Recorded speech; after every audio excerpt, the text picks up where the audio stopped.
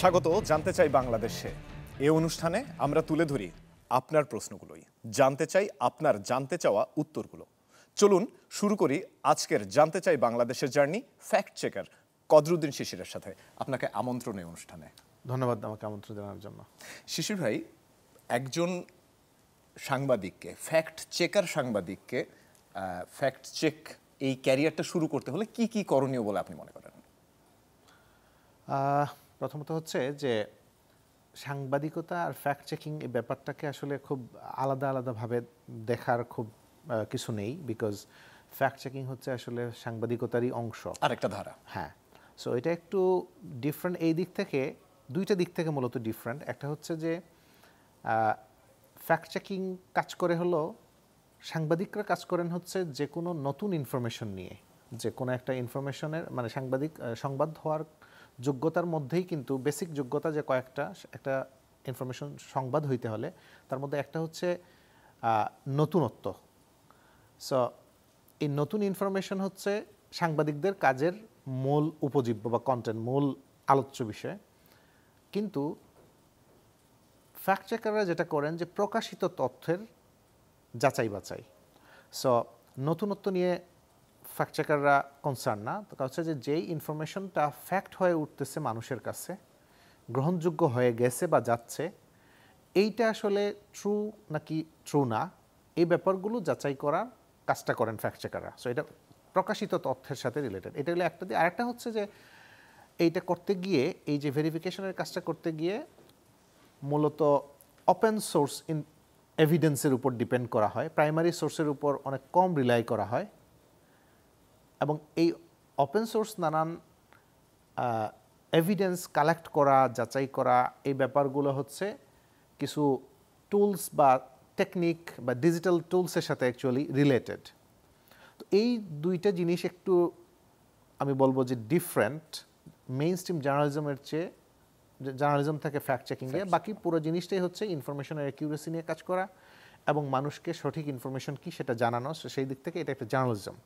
এবং সাংবাদিক ফ্যাক্ট চেকাররা মোটা দাগে প্রায় সবাই সাংবাদিকতার সাথেই জড়িত, তাদের ব্যাকগ্রাউন্ডে মানে ফ্যাক্ট চেকার হয়ে উঠছেন তার আগে দেখা যাচ্ছে যে সাংবাদিকতার সাথেই রিপোর্টিংয়ে কিংবা ডেস্কে কাজে জড়িত ছিলেন। আপনি ফ্যাক্ট চেকার হয়ে ওঠাতে কি অনুপ্রেরণা কাজ করছিল? কেন আপনি এতগুলো বিট থাকতে হোয়াই ফ্যাক্ট চেকিং? আচ্ছা, তো এটা হচ্ছে আমি যখন ইউনিভার্সিটিতে পড়াশোনা করি তখন জার্নালিজম পড়ছি, ম্যাস কমিউনিকেশন জার্নালিজম। তো ওই সময়টা থেকে আমার প্রতিদিন, এটা 2007 সাল ধরেন, 7 সাল 8 সাল ওই সময় থেকে আমি প্রতিদিন সেন্ট্রাল লাইব্রেরিতে এবং ডাকসুতে এবং আমাদের হলের যে লাইব্রেরি ওগুলোতে অনেকগুলো পত্রিকা একসাথে রাখা হতো আর কি, স্টুডেন্টদের পড়াশোনার জন্য, দেখার জন্য, পড়ার জন্য।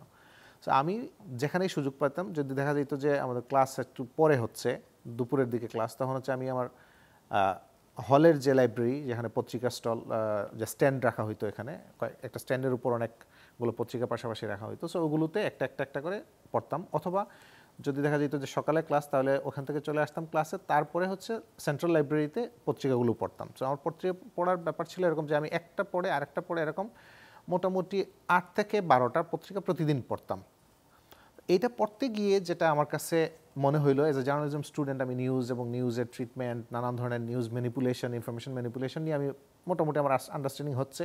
পাশাপাশি আমি মেইন স্ট্রিম মিডিয়াতে ইনফরমেশন ম্যানিপুলেশনের ব্যাপারগুলো দেখতে পাচ্ছিলাম। একটা নিউজ আরেকটা নিউজ, এক পত্রিকার সাথে আরেক পত্রিকা একই ঘটনা দেখা যাচ্ছে 3টে পত্রিকাতে 3 রকমভাবে কভার করা হচ্ছে এবং সেখানে স্ববিরোধী ইনফরমেশন অনেক সময় থাকতেছে। বিশেষ করে পলিটিক্যাল, ওই সময় তো পলিটিক্যাল কেওস ছিল, 7-8 সাল, এই সময়গুলোতে নির্বাচন ছিল 2009 সাল। তো এই সময়ের এই যে পলিটিক্যাল নিউজগুলোতে যে পরিমাণ ইনফরমেশন ম্যানিপুলেশন হতো এবং সেখানে কিছু ক্ষেত্রে ডিসইনফরমেশন, মিসইনফরমেশন বলেই দেখতে পাইতাম যে এগুলো আসলে সাংবাদিকতার মধ্যে এই জিনিসগুলো হচ্ছে। তো তখন আমার হচ্ছে ইন্টারেস্ট জাগে যে আমি আসলে মোটা দাগে আমার ক্যারিয়ারে ইনফরমেশন ম্যানিপুলেশন নিয়ে কাজ করব। সো কীভাবে ইনফরমেশন ম্যানিপুলেট করা হয় মেইন স্ট্রিম মিডিয়াতে, কিংবা এরপরে আস্তে আস্তে আমি যখন পড়াশোনা শেষের দিকে আসি ইউনিভার্সিটিতে, তখন হলো যে বাংলাদেশে সোশ্যাল মিডিয়ারও খুব বা অনলাইন কি বলবো ইউজারদের, ইন্টারনেট ইউজারদের অনেক সংখ্যা বেড়ে যায় 2010 সালের পর থেকে। সো তখন এই ইনফরমেশন ম্যানিপুলেশনের ব্যাপারটা মেইনস্ট্রিম মিডিয়ার পাশাপাশি সোশ্যাল মিডিয়াতেও হইতে থাকে। এখন এইটা দেখে আমি আস্তে আস্তে, তখনই আমি টুকটাক এই যে ম্যানিপুলেশনগুলো দেখতাম, দুই জায়গায় দুই রকমের একই ঘটনা, স্ববিরোধী দুইটা ইনফরমেশন দুই পত্রিকাতে আসতেছে, এইগুলোর উপর আমি রেগুলার বলতে হচ্ছে উইকলি একটা দুইটা ফেসবুক পোস্ট করতাম, সেগুলো একটা পর্যায়ে ব্লগে নিয়ে যাই, তারপরে হচ্ছে দুই একটা অনলাইন বা পত্রিকাও ওইখানে সময়কার ম্যাগাজিন টাইপের পত্রিকাতেও অনেকে রিকোয়েস্ট করেন যে এই বিষয়গুলো নিয়ে লেখার জন্য। এগুলোভাবে আমার আস্তে আস্তে শুরু। 2016 সালে ইউএস ইলেকশন, মানে 2016 সালের শুরুতে আমেরিকায় যে বর্তমান ট্রাম্প প্রেসিডেন্ট হলেন, তো ওনার প্রথম টার্মের ক্যাম্পেইন চলতেছিল।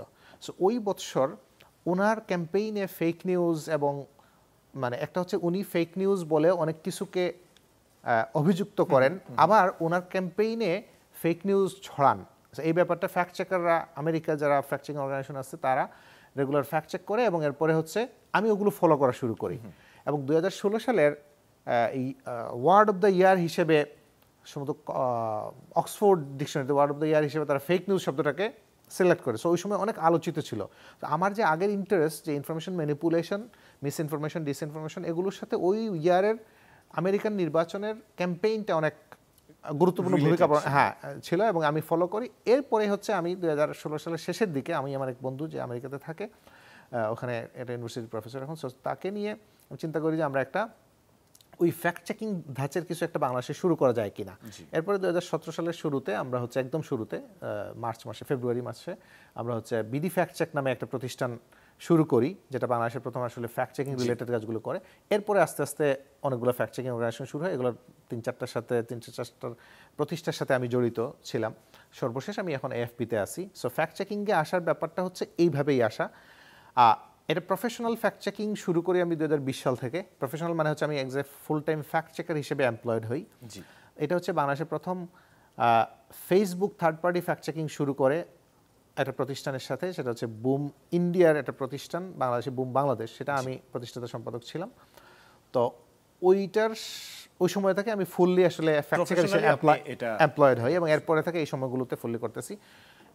এই আচ্ছা, মানে শোনা কথা যে 5ই আগস্টের আগের আপনি আপনার ফ্যাক্ট চেক, আপনার কাজগুলো, এবং 5ই আগস্টের পরের যে আপনার ফ্যাক্ট চেক, আপনার কাজগুলো পরিমাণ কি একটু কমিয়ে দিয়েছেন? আগে তো আপনি বেশ সরব ছিলেন, অনেক ভালো কাজ করেছেন।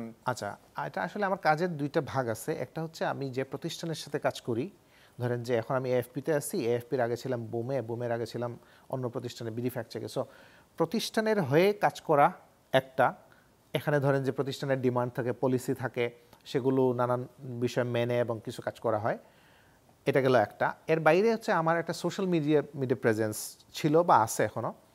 তো ওইটাতেও আমি হচ্ছে আবার ফ্যাক্ট চেকিংয়ের কাজগুলোই বা ডিজিটাল ভেরিফিকেশন, ফ্যাক্ট চেকিং বলতে একটা ন্যারো হয়ে যায়, এটা যদি আমি বলি ডিজিটাল ভেরিফিকেশন বা ডিজিটাল ইনভেস্টিগেশনের কাজ, ওগুলো আমি হচ্ছে আমার সোশ্যাল মিডিয়া যে প্রোফাইল আছে সেখানে, মানে ফেসবুক প্রোফাইল, ওখানেও করি।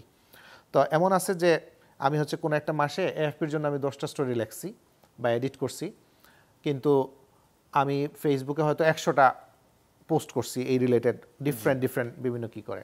সো এখন এই মুহূর্তে এটা ট্রু যে 5 আগস্টের পরে হয়তো আমার প্রেজেন্স কিছুটা কমছে। এটা আসলে দুইটা কারণে, না 5 আগস্টের পরে কমে না, গত 2 মাস ধরে আমার একটু আসলে কম হচ্ছে। 5 আগস্টের পরে 2-3 মাস আমরা আসলে আমি আমার জীবনের সবচেয়ে বেশি কাজ করছি। এক্স্যাক্টলি।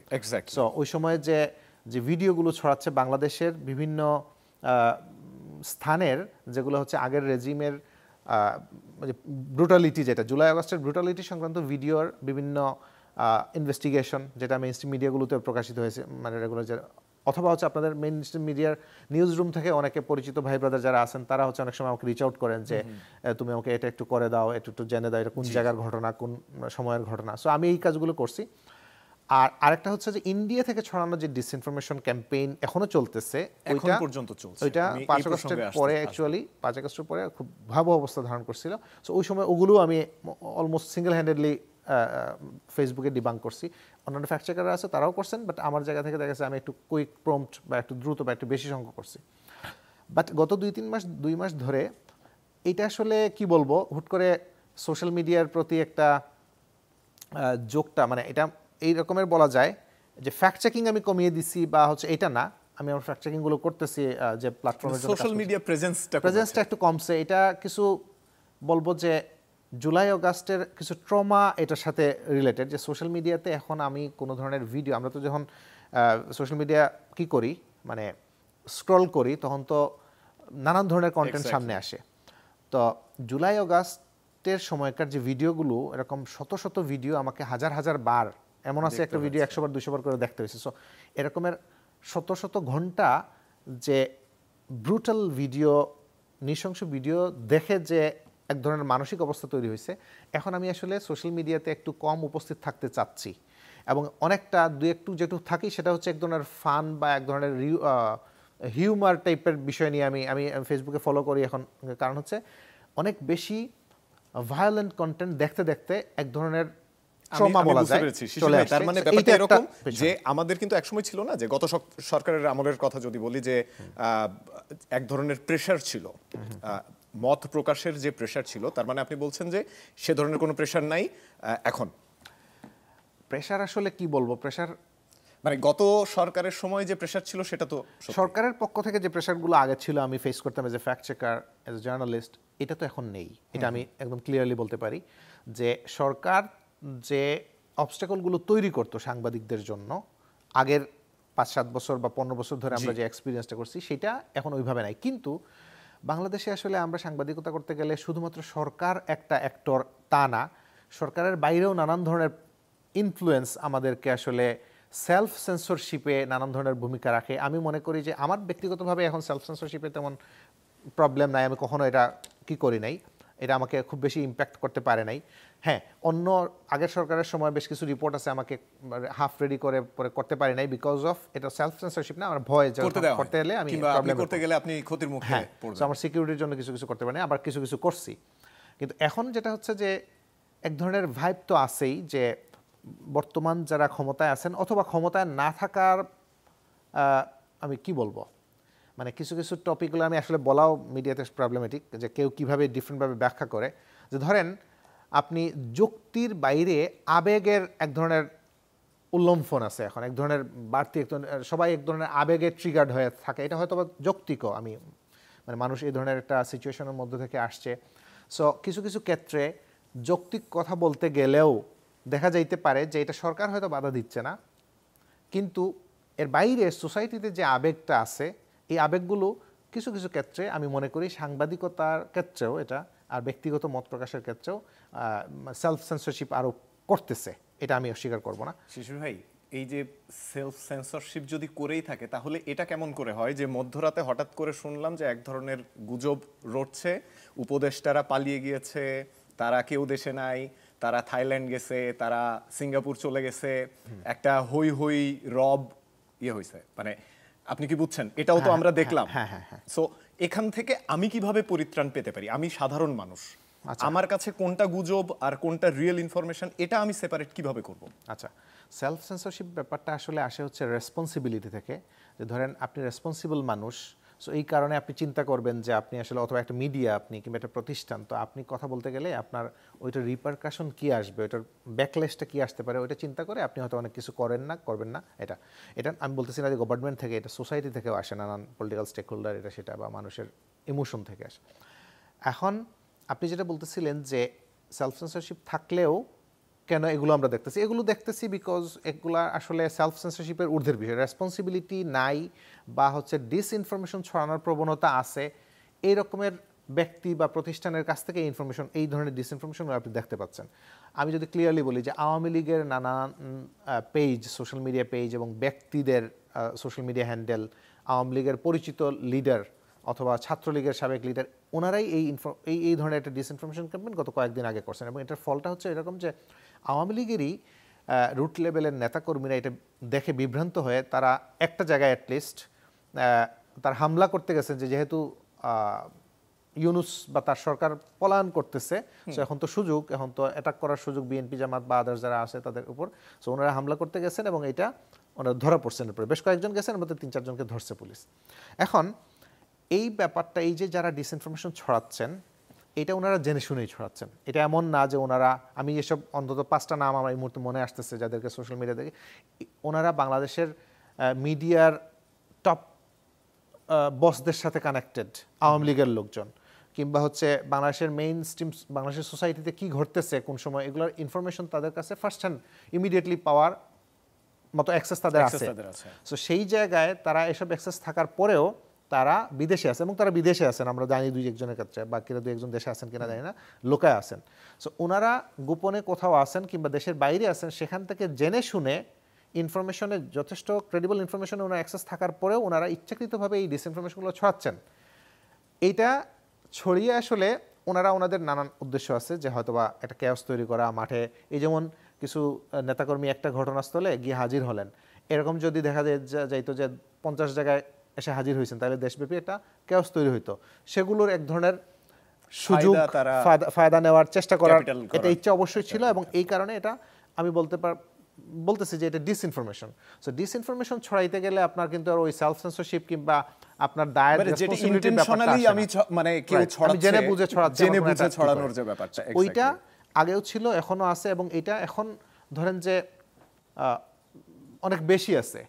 একটা সময় ছিল যে গভর্নমেন্ট, বাংলাদেশের যে সরকার ছিল সে স্পন্সর করত, নানান কিছু ছড়াইতো, এবং গভর্নমেন্টে থাকা পার্টি তাদের দলীয় বিভিন্ন ক্যাপাসিটিতেও সেগুলো ছড়াইতেন।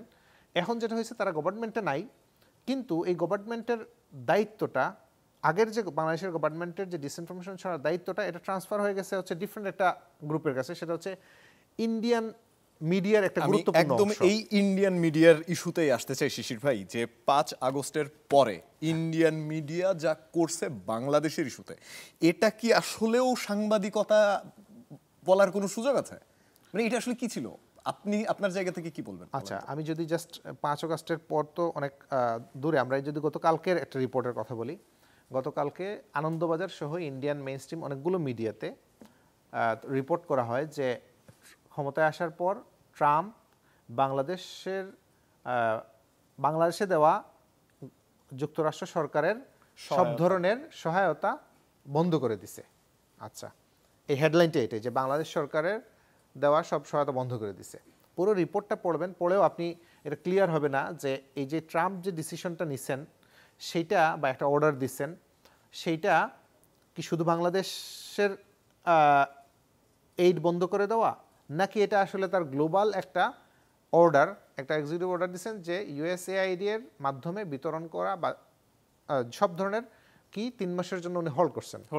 এর মধ্যে রিভিউ করে যেই সব খাতে ওনারা মনে করবেন যে এটা দেওয়া উচিত না তার গভর্নমেন্টের বা তার যে গভর্নমেন্টের পলিসি অনুযায়ী, সেগুলো বাদ দেবেন, এবং যেগুলো দেওয়া প্রয়োজন সেগুলো আবার স্যাংশন করবেন। আচ্ছা, কিন্তু ওই ইন্ডিয়ান মিডিয়ার গতকালকের রিপোর্ট পড়ে আপনি দেখবেন যে এটা শুধু বাংলাদেশ সরকারের উপর, মানে এটার ভাইবটা এরকম যে বাংলাদেশ নতুন ক্ষমতা আসছে, নতুন সরকার আসছে, এজন্যই ট্রাম্প এসে ওটা বন্ধ করে দিয়ে গেছে, এবং হচ্ছে নতুন কে আসছে ওয়াশিংটনে, এবং আগে থেকে একটা ন্যারেটিভ সেট করা ছিল যেটা আওয়ামী লীগের পক্ষ থেকেই ছড়ানো হচ্ছিল, আওয়ামী লীগের একদম টপ ব্রাস থেকে এটা ছড়ানো হচ্ছিল যে ট্রাম্প আসলে এই সরকারের ভরাডুবি হবে, মানে সাবেক প্রধানমন্ত্রীকে এনে আবার স্থলাভিষিক্ত করা হবে, এরকম ওইটাকে অ্যামপ্লিফাই করার দায়িত্ব নিয়ে নিছে। কিন্তু এর আগে ছড়াইছিল যে আওয়ামী লীগের পক্ষ থেকে এই ন্যারেটিভটা, সেইটাকেই অ্যামপ্লিফাই করা, ওটাকে বড় করে দেখানো, এটা ছড়ানোর দায়িত্ব এখন নিয়ে নিছে ইন্ডিয়ান মিডিয়া। ফলে ইন্ডিয়ান মিডিয়াতে এখন রিপোর্ট হচ্ছে যে ট্রাম্পের গ্লোবাল অর্ডার, যেটা গ্লোবালি বাস্তবায়িত হবে, শুধুমাত্র ফোকাস করছে বাংলাদেশকে, এবং ইভেন ওই অর্ডারের ভুক্তভোগী কিন্তু ইন্ডিয়াও হবে। এবং ইন্ডিয়ান মিডিয়ার অন্য রিপোর্টগুলোতে বাংলাদেশ রিলেটেড যে রিপোর্টগুলো না, বা মোর ক্রেডিবল যে মিডিয়াগুলো, সেগুলো রিপোর্টিংয়ে আসতেছে যে ট্রাম্পের এই ডিসিশনটা ইন্ডিয়া কিভাবে ক্ষতিগ্রস্ত হবে। কারণ হচ্ছে $1 বিলিয়ন এইড দেয় ইন্ডিয়াতে নানান সেক্টরে, সেগুলো হ্যাম্পার হলে হাজার হাজার ইভেন লাখ মানুষের জব কিংবা লাইফে নানান ধরনের ইম্প্যাক্ট পড়বে। এইটা হচ্ছে অবস্থা ইন্ডিয়ান মিডিয়ার। এখন এইটাকে আমি অবশ্যই আপনি জার্নালিজম বলতে পারবেন না, কিন্তু কেন হচ্ছে এরকমের জার্নালিজম থেকে বের হয়ে আসলো কেন? আমি এখানে আসছিলাম যে বের হয়ে আসার উপায় কি, আমরা আমাদের জায়গা থেকে কি করতে পারি? আচ্ছা, বের হয়ে বলতে আমি প্রথমে বলতেছি যে ইন্ডিয়ান মিডিয়া কেন, ধরেন ক্রেডিবল একটা মিডিয়া হিসেবে পরিচিত, ইন্ডিয়াতে যখন রিপোর্টিং করতেছে একটা ইন্ডিয়ান মিডিয়া আউটলেট, তখন সে দেখা যাচ্ছে বেশ ক্রেডিবল। সে মোদিকে নিয়েও কিছু কিছু মিডিয়া, সবগুলো না, গদি মিডিয়ার বাইরের গোলা, যে মোদিকে নিয়েও সে ক্রিটিক্যাল রিপোর্টিং করতে পারতেছে, ক্রিটিক্যাল ওপিনিয়ন সে পাবলিশ করতে পারতেছে। কিন্তু এই একই মিডিয়াটা যখন বাংলাদেশ রিলেটেড কোনো বিষয় রিপোর্ট করতেছে 5 আগস্টের পরে, তখন সেখানে সে আসলে দেখা যাচ্ছে ডিসইনফরমেশন অথবা ডিসইনফরমেটিভ নানান নেগেটিভ সে পুশ করতেছে।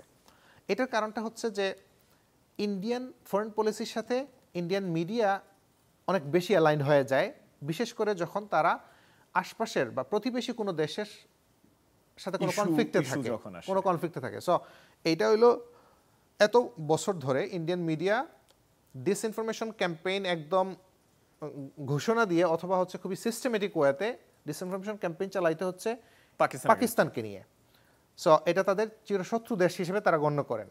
সো বাংলাদেশকে 5 আগস্টের পরে ওনারা আসলে পাকিস্তানের কাতারে দেখতেছেন বলেই, বা ইন্ডিয়ান গভর্নমেন্ট পাকিস্তানের মতো করেই দেখতেছে বাংলাদেশকে একটা নতুন শত্রু দেশ, সেইটাই রিফ্লেক্টেড হচ্ছে ইন্ডিয়ান মিডিয়াতে। সেই রিফ্লেকশনের ফলটা হচ্ছে এখন এই ধরনের, এবং আপনি এটা এক্সপেক্ট করবেন যে কন্টিনিউ চলতে থাকবে যতক্ষণ পর্যন্ত এখানে ইন্ডিয়া তার ট্রাস্টেড গভর্নমেন্ট প্লেস করতে না পারবে, এটা আমার ধারণা। আচ্ছা, এখন এটাতে বের হয়ে আসার উপায় আসলে খুব বেশি আমার জানা নাই, বাট যেটা করা যায় প্রথমত হচ্ছে আমার মনে হয় এটা দায়িত্ব হচ্ছে আমাদের মিডিয়ার এখানকার। সো আমাদের এখানকার মিডিয়ার একটা দুর্বলতা হচ্ছে যে আমরা ইংলিশ ল্যাঙ্গুয়েজে আমাদের এখানে মিডিয়া নাই। সো আমরা বাংলাদেশের মানুষজন যখন ইন্ডিয়া থেকে ছড়ানোর ডিসইনফরমেশন দেখতেছি, আমরা আসলে সন্দেহ করতেছি, এটা অটোমেটিক সন্দেহ করে ফেলতেছি আমার মিডিয়া লিটারেসি না থাকলেও, যে ইন্ডিয়া থেকে ছড়াচ্ছে মনে হয় একটা নেগেটিভ জিনিস বাংলাদেশ, তাহলে এটা মনে হয় ভুয়া।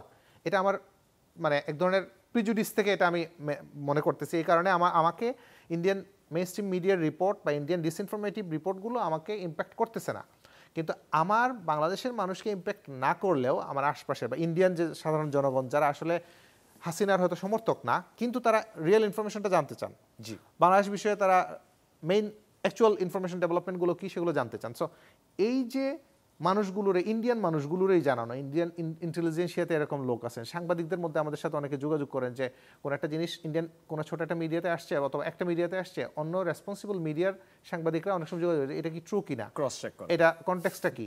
সো এইটা করতে চান, কিন্তু দেখা যাচ্ছে ওনাদের আমাদের এখান থেকে যে মিডিয়াগুলো আছে দুইটা সমস্যা। একটা হচ্ছে আমরা মেইন স্ট্রিম মিডিয়াতে এখানে ইন্ডিয়ান ডিসইনফরমেশনগুলোকে ধরে ধরে আমরা ডিবাঙ্ক করতেছি না মিডিয়াতে, ফলে ওরা যথেষ্ট কন্টেন্ট সার্চ করে এখানে পাচ্ছে না, যে ওইটা আমাকে রিচ আউট করতে হচ্ছে একজন ব্যক্তিকে। দেখা গেলো আমি একটা মিটিং আছি 3 ঘন্টা ধরে, সেটা রেসপন্স পাচ্ছে না, কিন্তু যদি আমার এখানে মেইন স্ট্রিম মিডিয়ার রিপোর্টিংয়ে সে সার্চ করে পেয়ে যেত ইংলিশে যে এটা আসলে বাংলাদেশের মিডিয়াতে ডিবাঙ্ক করে রাখা হয়েছে, ওখানে যেটা হয়েছে সেটা ডিফেন্ড করে একটা কিছুর কথা বলছেন না। আমি বলতেছি যে ওইখানে একটা মিডিয়া ধরেন এই যে রিপোর্টটা যে আনন্দবাজার করলো, যে এটা এমনভাবে ফ্রেমিং করলো যেখানে মিস ইনফরমেশন বা ডিসইনফরমেশন দিয়ে যে বাংলাদেশের উপর থেকে এইড প্রত্যাহার করে, বাংলাদেশ থেকে এইড প্রত্যাহার করে নিছে, এটা আসলে শুধু বাংলাদেশ না, এই যে এটা এক্সপ্লেন করে একটা রিপোর্ট এখানে হওয়া দরকার। এখন এই রিপোর্টিং আমাদের হয়তো হয়েছে, কিন্তু দেখা গেলো এইগুলো বাংলায় হচ্ছে, যে ল্যাঙ্গুয়েজটা ওইখানে মেইন স্ট্রিম মানুষের কাছে ওইটা মানে ওরা বুঝবে না, ট্রান্সলেট করে কিছুটা টুকরো, বাট এটা দায়িত্ব কেউ নেয় না। মোবাইলে আপনি একটা ওয়েবসাইটে গিয়ে ঢুকে ট্রান্সলেট করে এটা পড়বেন, এটা হয় না। সো এর প্রথমত হচ্ছে আমার দৃষ্টিতে যে ইন্ডিয়ান ডিসইনফরমেশন মোকাবেলার জন্য ওরা যেভাবে ন্যাশনাল পলিসি হিসেবে বা ইন্টারন্যাশনাল পলিসি হিসেবে নিয়ে নিচ্ছে বাংলাদেশ রিলেটেড ডিসইনফরমেশন ছড়াবে, আমাদেরও এরকম একটা পলিসি আমাদের মিডিয়াগুলোর থাকা উচিত যে আমরা ওই ডিসইনফরমেশনগুলো কাউন্টার করব। আচ্ছা, কেস বাই কেস। 2 নম্বর হচ্ছে কাউন্টার করতে গেলে শুধু বাংলা ল্যাঙ্গুয়েজে হবে না, আমাদের ইংলিশ ল্যাঙ্গুয়েজে করতে হবে। ইংলিশ ল্যাঙ্গুয়েজের আসলে হয়তো কয়েকটা পত্রিকা আছে ইংলিশ ল্যাঙ্গুয়েজের, কিন্তু ভিজুয়াল কন্টেন্ট হচ্ছে অনেক বেশি ইম্প্যাক্টফুল। এখন মানুষ আসলে একটা রিপোর্ট 5 মিনিট 7 মিনিট ধরে 10 মিনিট ধরে একটা রিপোর্ট পড়তে চায় না, কিন্তু 3 মিনিট 4 মিনিটে যদি একটা অডিও ক্লিপ ভিডিও ক্লিপ হয় সেটা দেখে সে পুরো সিনারিটা সম্পর্কে নিয়ে নিতে পারে। সো এই ব্যাপারগুলো আমাদের এখানে ডেভেলপ করা দরকার। এটা ইন্ডিয়ান ডিসইনফরমেশন দীর্ঘমেয়াদে চলবে, বছরের পর বছর ধরে চলবে। সো আমাদের মিডিয়াগুলো সেই জায়গায় যদি প্রিপেয়ার্ড হয়, আমার মনে হয় যে এটা ন্যাশনাল ইন্টারেস্টে অনেকটা সার্ভ করা হবে। 2 নম্বর হচ্ছে যে আমাদের সাধারণ মানুষদের আসলে অনেক বেশি এগুলো নিয়ে এঙ্গেজ হইতে হবে নিজেদের, এবং গভর্নমেন্ট কিংবা সোসাইটির যারা রেসপন্সিবল মানুষ তারা এঙ্গেজ করবে বাকিদেরকে। সেটা কিভাবে, যে ধরেন ইন্ডিয়ান মিডিয়া একটা ভুয়া রিপোর্ট ছেড়ে দিল, সেটা নিয়ে আলোচনা, শেয়ার, রিশেয়ার, রিটুইট এইগুলো করতেছে কারা? ইন্ডিয়ান সাধারণ মানুষজন, ইন্ডিয়ান নাগরিকরা, সেটা সাধারণ অসাধারণ যাই হোক, মানে কেউ হয়তো এজুকেটেড, কেউ একাডেমিতে আছে, কেউ জার্নালিস্ট, কেউ এটা। আমাদের এখানকার মানুষরা আমরা আসলে সোশ্যাল মিডিয়া বলতে আমরা ফেসবুকটা বুঝি, এবং ফেসবুককেও আমরা আসলে বাংলা কন্টেন্ট কী করি, এবং আমরা লেস পলিটিক্যাল কিছু আছে, আমরা পলিটিক্যাল ফেসবুকের অ্যালগোরিদমটা হচ্ছে একটা বাবল, যে আমরা এক একটা থোক পেজ, আমি 10টা পেজ 20টা পেজ ফলো করি, জি। আমার কাছে ওগুলোর আপডেটই ম্যাক্সিমাম আসে। হ্যাঁ, ম্যাক্সিমাম ক্ষেত্রে আবার আমার যারা ফলোয়ার বা বন্ধু তাদের কাছে যাবে। কিন্তু এইটা ভাঙার জন্য আমাদের আসলে অ্যাক্টিভিটি প্রয়োজন আসলে টুইটারে, কিংবা টুইটারের বাইরেও আছে এরকমের যেসব প্ল্যাটফর্ম আছে। ধরেন যে টিকটকের ক্ষেত্রে সেটা হইতে পারে, টিকটক অনেক মোর ফেসবুকের মতো তার অ্যালগরিদমটা, কিন্তু ধরেন টিকটক ইন্ডিয়াতে বেশ জনপ্রিয়।